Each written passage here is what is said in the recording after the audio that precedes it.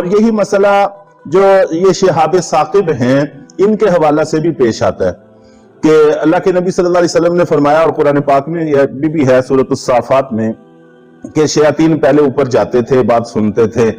پھر اللہ رب العزت نے شہاب ثاقب ان کو مارنے شروع کیے جس سے یہ جل جاتے ہیں، اب وہاں یہ بات نہیں سن سکتے، اور یہ نبی پاک صلی اللہ علیہ وسلم کے مبعوث پیدا ہونے سے یہ پابندی شروع ہوئی۔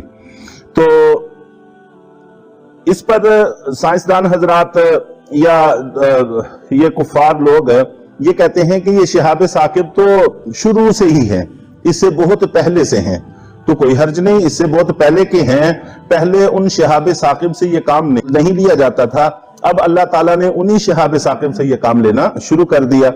اور یہ بھی ممکن ہے کہ وہ جو شروع سے چلا آ رہا ہو وہ شہاب ثاقب کا نظام اور ہو، اور اس مقصد کے لیے اللہ تعالیٰ نے انہی سے ملتا جلتا